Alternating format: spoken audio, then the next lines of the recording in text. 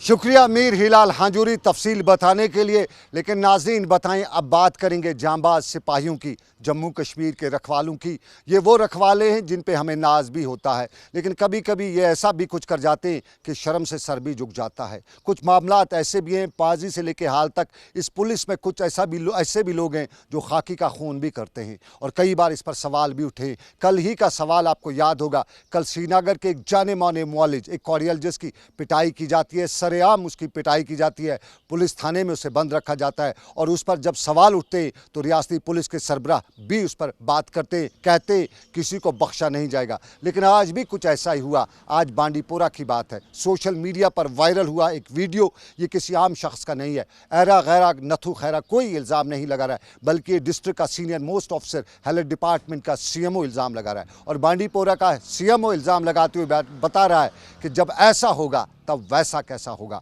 ये वो मामला जिस पर हम सवाल भी उठाते हैं, और हम ये मानते हैं जम्मू कश्मीर पुलिस हमारी है, लेकिन इस हमारी पुलिस को भी कुछ हमारा रोल अदा करना ही पड़ेगा। इस वक्त जम्मू कश्मीर में जो हालात हैं उसमें पुलिस और डॉक्टर दो ऐसे तबके जो फ्रंट लाइन पे हैं। हर शख्स पहले पुलिस एहलकार से मिलता है, चाहे वो पॉजिटिव है या नेगेटिव है, लेकिन सामना उसका पुलिस एहलकार से होता है, और पुलिस एहलकार को सबसे पहले अपनी ज़िंदगी का ख़तरा भी रहता है। हो सकता है ये पॉजिटिव केस हो, और पुलिस एहलकार जब इसकी आइडेंटिटी चेक करता है, जब दूसरे मामला देखता है, तो कहीं न कहीं ख़तरा पुलिस के एहलकार को रहता है कि वो इससे पॉजिटिव हो जाए, उसमें ट्रांसमिट हो जाए। और दूसरी बड़ा पहलू है, वो है डॉक्टर्स का। ये बीमार है, ये किस हाल में है, पहुंचता डॉक्टर के पास है, और अगर उसके गले में खराश है तो डॉक्टर गला खोल के देखता है, और अगर वो पॉजिटिव हुआ तो डॉक्टर का पॉजिटिव होना पक्का यकीनी है। लेकिन ये दो पॉजिटिव केसेस जब सामने आते हैं तो हमारे यहाँ नई कहानी निकलती है। एक वीडियो, और उस वीडियो के साथ साथ लोग ये भी कहते हैं कि आखिर कब संभलेगी हमारी पुलिस, कब सुधरेगी हमारी पुलिस,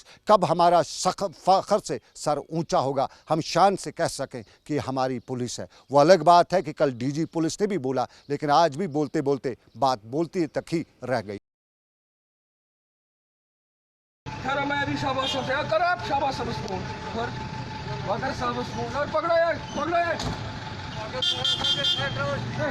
समझता क्या है अपने आप को, सारा हेल्थ बैठ जाएगा। और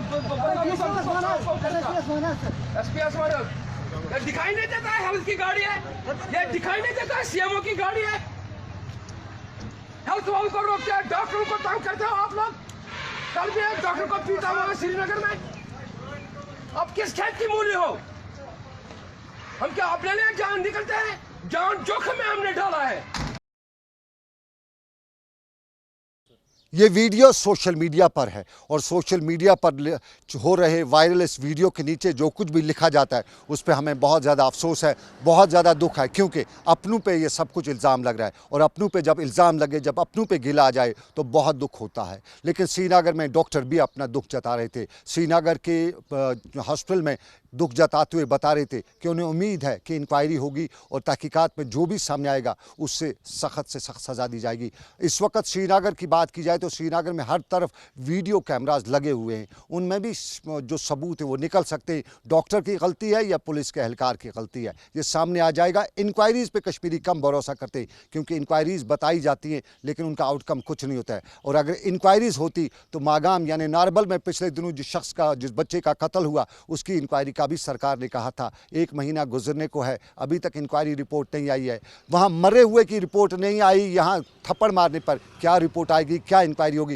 ये सवाल शहर में पूछा जा रहा है। लेकिन पूछते हुए ये भी आज डॉक्टर पूछ रहे थे कि आखिर कब तक ये सब चलेगा। और इस सारे के बीच में जिम्मेदारी हमारी पुलिस की है कि वो सारी सिचुएशन को देखते हुए हाथ पाँव चलाना तो ठीक है, लेकिन उस तरह चलाए कि किसी की आन और किसी की शान को नुकसान ना पहुँचे। और इसी सारे के बीच में अब आन और शान की बात हुई तो आन और शान के साथ कश्मीरी आज वापस घर भी आ रहे। दिल्ली या मुल्क की मुख्तलिफ रियासतों से वो कश्मीरी जो कश्मीर आए हैं बड़े ही मुतमईन और खुश नज़र आते थे, और श्रीनगर के हवाई अड्डे पर जो इंतज़ामात किए जाए गए थे उन्हें देखते हुए आज लगता था कि आज सरकार हमारी कहीं है। कुछ उस तरह के इंतज़ामात थे कि दिल खुश हो रहा था। प्रॉपर क्यू, और प्रॉपर क्यू के दौरान जिसका जो कुछ था उसको उसी तरीके से देखा जाता था, परखा जाता था, और उसके बाद ज़रूरत पड़ी तो क्वारंटीन सेंटर, और ज़रूरत ना हो तो घर होम क्वारंटीन। लेकिन कुछ लोग जो दिल्ली से आए थे, हमने उनसे भी बात की, पूछा उनसे कैसा था दिल्ली का माहौल और कैसा है अब पहुंचते हुए आपके दिल का माहौल।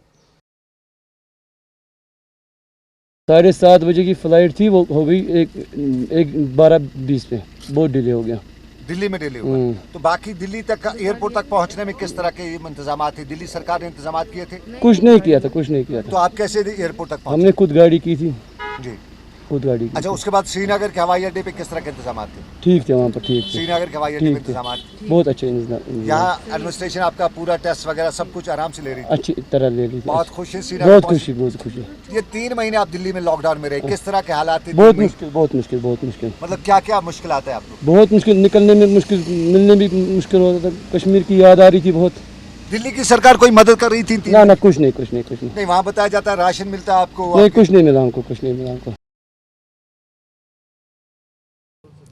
ये खुशी की बेइंतहा खुशी दूर से दिखाई दे रही थी और श्रीनगर के हवाई अड्डे पर जो इंतजामात थे उसको देख के भी दिल खुश हो रहा था।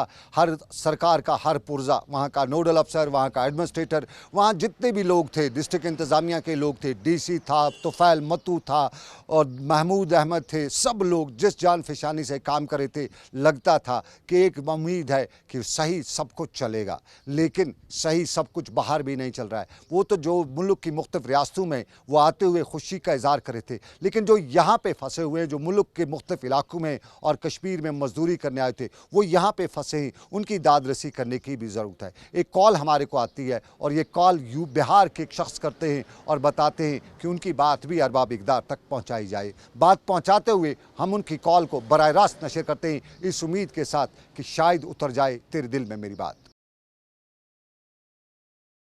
सर, मैं अनवर अंसारी बोल रहा हूँ। आपसे बीच में एक बार और भी बात किया था मैंने। अनवर अंसारी, बताइए। सर, हम लोग मतलब घर जाना चाहते हैं और मतलब यहाँ पे आ रखी है, कोई बोलता है यहाँ पे जाओ, कोई बोलता है वहाँ पे जाओ। सर, बहुत परेशान हो गए हम लोग, कुछ आप कीजिए हमारे लिए। आप कहाँ के हैं? सर, अभी तो हम लोग डीसी ऑफिस के पास जो पुल है ना, वहीं पे हैं, खड़े हैं। नहीं, हैं कहाँ के? जी, आप कहाँ के हैं? हम बिहार के हैं सर। तो आपको बिहार जाना है, तो आजकल वो जहाज वगैरह उठ रहे हैं ना, तो आपने टिकट बनाना है उसका, किसका? जहाज का। जहाज का? हाँ। तो जहाज से सर अभी देखिए 2.5 महीने से कोई कमाया नहीं, किसी के पास पैसा है, किसी के पास नहीं है। हाँ। और सरकारी बस से मतलब बोलते हैं भेजने के लिए। हाँ।